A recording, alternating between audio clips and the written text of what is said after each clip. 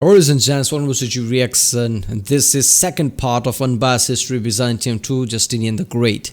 Yeah, I reacted to it when it came out, I guess 2 weeks ago.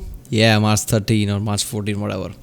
Yeah, and I said I'm gonna upload it soon, but since then I was so busy, I always had just 10-15 minute time to upload a video, and this was 20-minute was still remaining in this video, so I was like, I'm gonna do it later, and later it looks like it's been 2 weeks. I'm like, what the hell, I'm gonna do it now. So yeah, we saw the first part about Justinian the Great, and it was just epic. Justinian's right hand man is basically more of a military guy than Justinian is. I didn't know that. I always thought that he's gonna be the guy who's gonna go by himself, but no, he's more of a ruler than a general type of thing. It's fine, it's still working. So yeah, that was the second part. Remember people, if you like my reaction, don't forget to like and subscribe. Check out the reaction I did. There's a link in the description. Check out the cast for the playlist. Like Unbiased History. I reacted to all of the videos from Doverhatty. Check out the end cards, I guess. And yeah, that's what this one. Rome's revival was at hand. Yesterday Africa, today Italy, tomorrow Hispania, Gaul, Britain, Dacia. Justinian couldn't help but dream. Peace had been achieved in the west, which means war would soon come in the east. You see, angry that Rome was recovering its lost provinces, Khosrau began grasping at straws to reinitiate conflict, demanding part of the Vandal loot cause, I kid you not, the campaign was only possible because of the eternal peace. Justinian sent some scrap, but not enough for the barbarian. Furthermore, Khosrau had been wanting to consolidate his access to the Black Sea, would make a Sassanid attack on Constantinople easier, but it was only after Justinian began enforcing his new law code there that he began preparations to break the peace treaty. So, did any of you actually guess wrong? Speaking of enemies of humanity, Justinian had been trying. Did any of you? Yeah, I guess that 10 years. How can you guess wrong? 8 weeks. That's it takes enough. It takes 8 weeks just to get out of any of the cities. 43 minutes. That's what it takes for them to just breathe. 1,000 years? Hell no. So obviously it's 10 years. You actually guess wrong? Speaking of enemies of humanity, Justinian had been trying really hard to end the Monophysite heresy. If their whole shtick was over how many natures Jesus has, then Justinian hoped by saying Jesus was divine, human, and a single person would leave things vague. Why even get into that all squabble anyway? This is weird, man. You are Christian, you believe in Jesus, and even inside of you there are even bigger issues like, was Jesus 1%, 3%? Why does it matter, man? They're fighting over technicalities now. Vague enough for the heretics to relent, but nope. Moreover, when the Pope visited, he convinced him only the persecution and slaughter of heretics would make Jesus happy. And through persistent hatred, he managed to confine most of the Monophysite heresy to Egypt. What he couldn't confine, though, were the Slavs and Bulgars that again raided the Danube, ransacking deep into Thrace. At the very least, a few Christian monks had managed to smuggle a few silkworm eggs from a far eastern barbarian kingdom, setting up a native silk production facility in Constantinople. But in the capital, the only real problem was overpopulation. Too many plebs were breeding and moving there. But it was all an ironic effort in hindsight. In just another normal day of ruling, building, and purging, Justinian's surroundings suddenly became darker. Everything became colder and colder. Looking at the sun, its light diminished severely, its heat only a fraction of what it normally was. I'm not gonna lie, the first part I reacted to it in that, the moon was also like this triangle of white. I'm like, what the hell is that? Somebody said, oh, that's a moon. I'm like, god damn it, I should have known that. This darkness covered the empire for years. Noxious fumes flowed through the air, and the worst side of heretics, like Theodora, emerged, with her incriminating John the Cappadocian of treason. Theodora began being a bitch about a great many things really, but Justinian cared not. That bitchiness is why he married her. No, he just exiled John to end the matter and concentrate on the apocalyptic omen at hand. The diminished... I guess, they were banging, I think, and she didn't like the outcome or something, so yeah. Solar activity crippled farming efforts, and famine ensued. But by then Justinian was still too busy sending reinforcements to Belisarius in Italy and civilizing savages.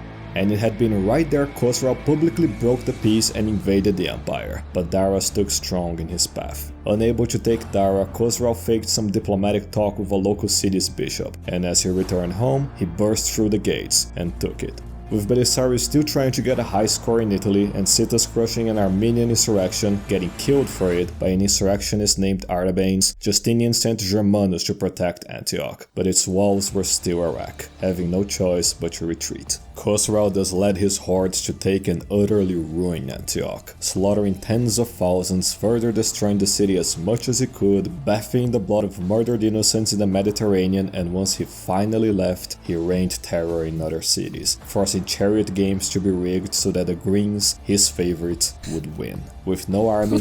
What?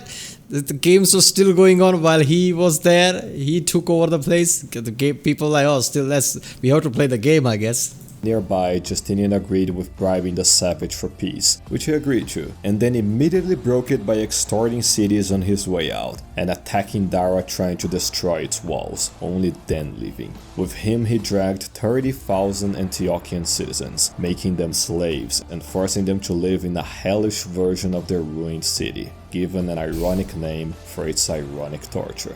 Justinian had had enough. If the barbarian Sassanids so wanted war, he promised they would get a war that they would never forget. Told to rush east, Belisarius had no time for another triumph, and prepared to crush Khosrau for good. And although his officers would act up again, Belisarius focused on pushing the barbarians away. And when treating with them, he took most of his army carrying just hunting equipment to make it seem like a small hunting party from a gigantic army further west. And like the Goths, the Sassanids fell for it. Oh, for God's sake, who is this guy, Belisarius? He is so good, man. Look at his tactics. He's so good. He actually just, made things up in his head like I should, take all these people just with the, hunting equipment so they will think that there's a massive army behind. And it actually worked. This guy is so good, man. His tactics are awesome. After this turn of tables, Artabanes and his forces would defect to the Roman side, and were allowed to. In these dark years, Projecta had been married to the now governor of Africa. Then he was killed by a Vandal survivor, who sought to rebuild the Vandal kingdom and take the emperor's niece for himself. Then Artabanes murdered him to prove loyalty to said emperor, and also to have said emperor's niece for himself. But when he took her to Constantinople to marry, Theodora had already returned to her senses, and noting that he was, already married, she forbid him from marrying her niece, infuriating him. As for Justinian, he was far too stressed out to care. While in the frontier, Belisarius was getting the legions available and ready, battle formations taken, and plans devised, only for nothing to happen. The border was dead silent. The Sassanids never attacked, the only thing to come from the east being tales of horror and death. Meanwhile, in Egypt, a sailor was working on a ship delivering wheat to all across the empire. But one day, he started feeling strange pains in his head, in his arms and legs. He couldn't sleep well. He was filled with the most terrible nightmares. His eyes went bloodshot. Little by little, other sailors started reporting similar plague? That was a plague during this time? Pains, ever more painful as the sun darkened ever more. A little later, a ship was noticed crashing into port, and the dock workers went to check inside. To their horror, they found the entire ship's crew rotting in pools of blood. Trying to at least understand what happened, they found strange dark spots all over the corpses. Bubonic plague? This is not Black Death. That was not around this time. That's for damn sure. So what? Black Death started from this time? This is the first reported instance of it? There was a bubonic plague during the Justinian time? I didn't know that. Bubones, the mark of the Black Death. Yeah. The bubonic plague soon took over all of Egypt and was unknowingly carried off in several more grain ships to all corners of the empire. City by city, people began to fall ill, vomit blood, rot from the inside, and die. No one understood the cause, much less a cure. This was the work of pure evil. In Constantinople, of the 500,000 citizens therein, over 200,000 would be killed. All surviving citizens stayed on lockdown. 1 out of 3 died, even here. Holy shit. Bubonic plague is really deadly, man. God damn. I mean, look at the plague that we got, it's going on right now. And it's not as intense as this. But imagine if this was the one that got spread around, this time. We would have been so screwed. So many people would have been dead by now. The world would get scarred so badly that we wouldn't be able to recover for such a long time. Damn. I mean, I'm pretty sure there is no cure for bubonic plague. I don't know much about detail about that. I'm pretty sure there isn't a cure for that. I think they say that, it can be, a bit better with some form of antibiotics, but even that's just, nobody's sure about that. Damn, 1 in 3 dies every time. This is just scary. Leaving only to bury their friends and family. Mass graves were ordered dig, and no matter how much Justinian tried to provide relief, the devastation to the economy, armies, and peoples of the empire was far too great to mitigate. The plague spared none, especially not unreplaceable great minds like Tribonians, another of its victims. Indeed, even Justinian himself was eventually infected. The bubonis consuming his body, the severe fever rising up, and feeling of impending death seizing him. At the height of their terror, the infected began seeing demonic apparitions in the future, the horsemen of the apocalypse, headless demons, and hellish ghosts posing as angels dissuading them from the one true faith in exchange for their lives. The deaths in the millions, the economic destruction and deep trauma far surpassed that of any short-term crisis or barbarian threat ever endured. In all, a full third of the empire's population was killed, and the truth is, it would never recover. Better said, it could not be allowed to recover. And when the ultimate vulture came for the empire its weakest, he resurrected the Ostrogoths from the depths of hell, unleashing them once again over Italy. The very second Italy was in peril, Justinian woke up, healed from the plague and calling on Belisarius again, sending him to Italy again, suffering the presence of John again, who disobeyed orders and went for easy victories again. Rallying behind some undead Goth named Totila, the Goths laid siege to the Eternal City, whose garrison, what the plague spared anyway, were barbarian mercenaries. Speaking barbarian to barbarian, Totila convinced Anisarion to turn traitor and open the gates for him. Once inside, Totila sent a letter to the emperor warning that if the Romans didn't leave Italy, then he would destroy Rome for good. He received a quick reply, daring him to even try. Terrified, Totila just marched south to attack the Edict General that was all by himself, opening way for Belisarius to retake Rome from him. But back in the east, so many years of heresy, sunless days, and cancerous behavior had taken a toll on Theodora. So much so, she contracted cancer and died.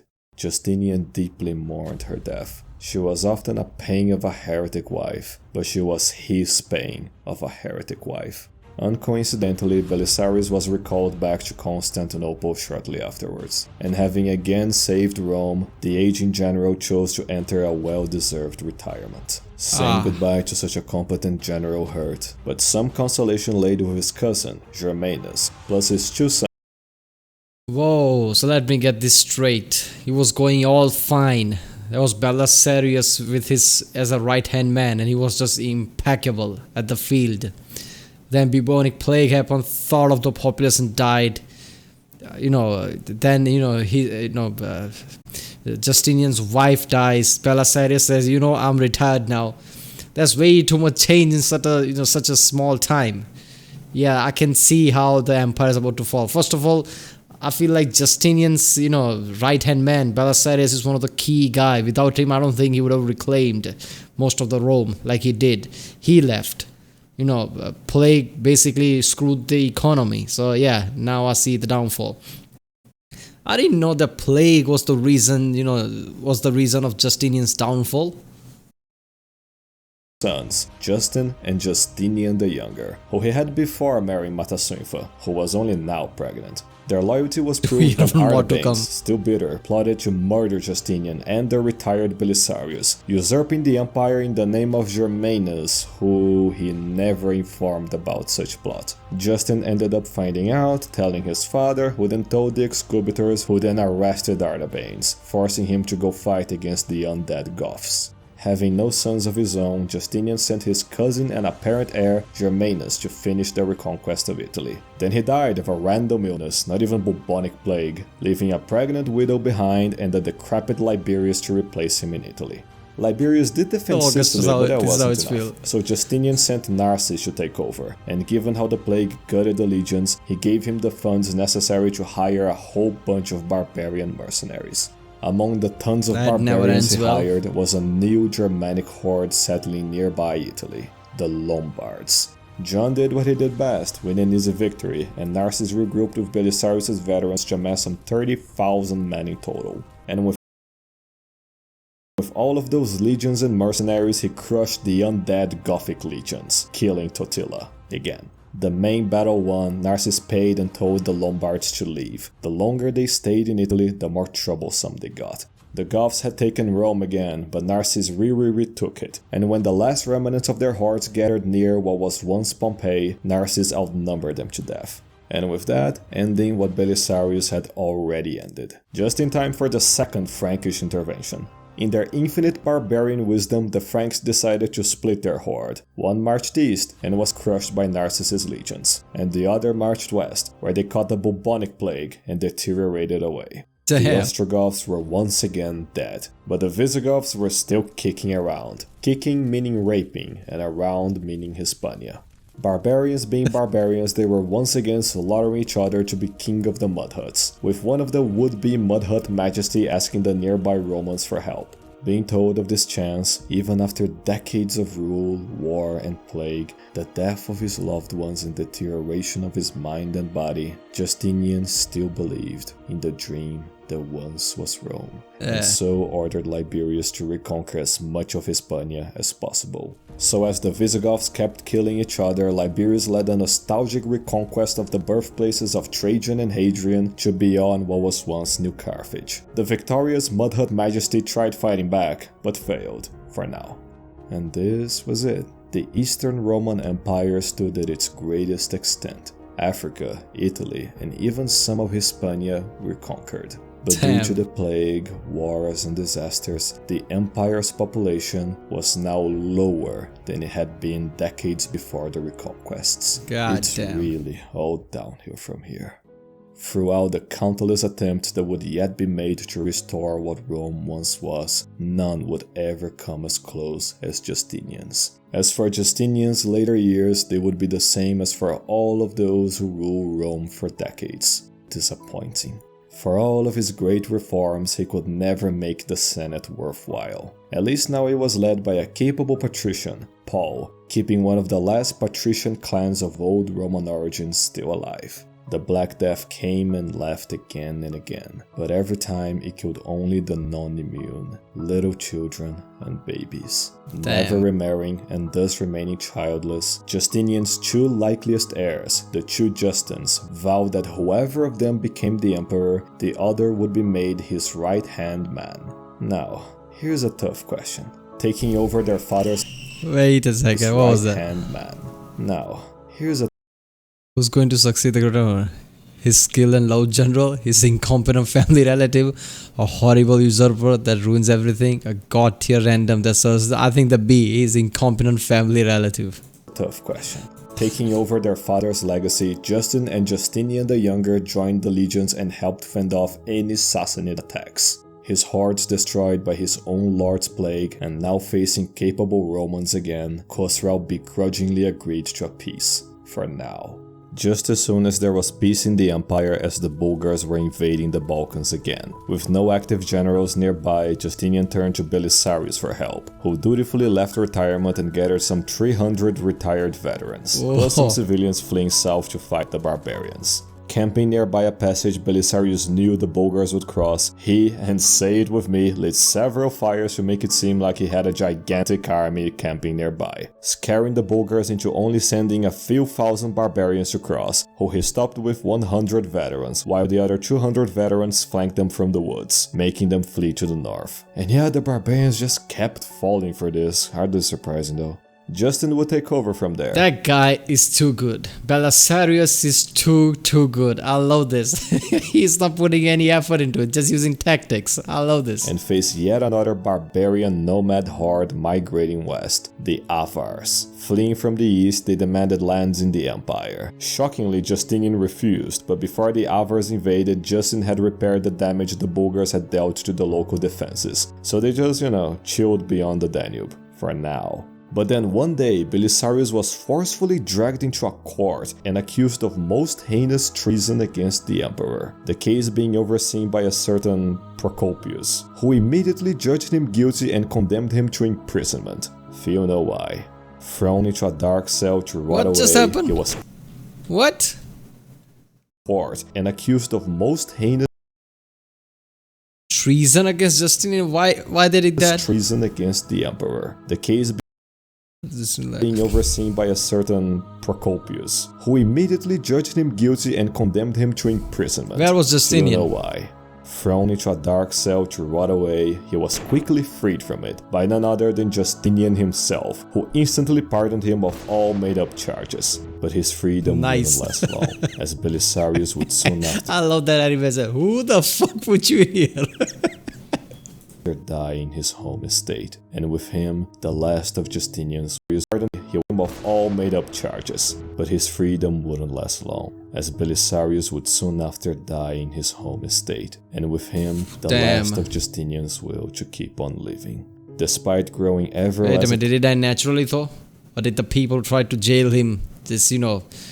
Then secretly killed him because they couldn't jail him. Does that happen? Attached to this mortal world, Justinian would make one final attempt to end the Monophysite heresy. And what he didn't achieve in his prime, he didn't achieve in his old age. In retrospect, Justinian's life had been one of constantly fighting against the odds. When his enlightened reforms drew the wrath of the old system, he reined them into submission. When all believed the West had fallen for good, he had Belisarius prove them wrong. As heretics continually tried to further divide the church, he acted as the foremost defender of the faith's unity. When the plague came to usher in the apocalypse, he survived it and kept the empire intact. Barbarian after barbarian would attack from every direction, but the generals he appointed sought to beat them all back. Yeah. All this conflict, all this death and suffering, but Justinian never regretted it, for he knew that there once was a dream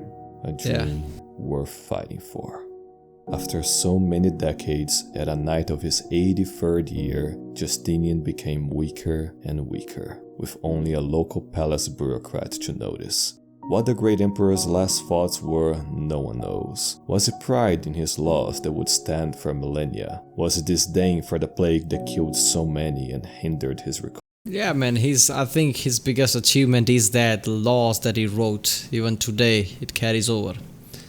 I think that's the thing. It's not the empire that you conquer. It's not the small things in there you do. It's the long-lasting effects like that, the laws and things like that. Because I know nothing about Byzantium Empire until I'm reacting to these videos. But I knew Justinian because I knew that Justinian was this emperor of the past who basically created these laws that even carry on today. I knew about Justinian because of the laws. So yeah. Conquests. Was it about his heirs, or his enemies and the heretics? Or perhaps it was joy over those he would get to soon see. In the end, none would know. After 4 decades of great rule, Justinian was dead. The tragedy of the fall of Rome looms large in the common psyche, prompting many to have asked through the centuries. What if there just had been the right reforms? What if they had given their all to reconquer the lost provinces? What if they had fought against the tides of history? Justinian, Belisarius, and so many heroes of this age were that what if. Decades they spent fighting to restore what once was, and achieved far more than most ever dared dream of. Yeah. While all men, no matter how great, eventually die, for as long as there are those who remember the dream that was Rome, the reign of he who dreamt it the most shall never be forgotten. The reign of Justinian the Great. Yeah. That's it.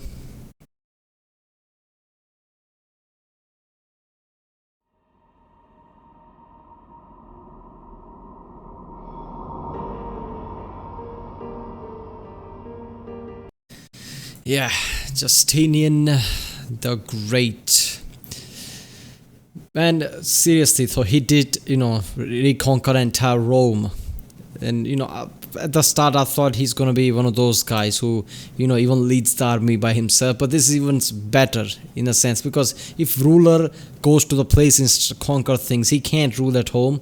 And in the past that has been a problem.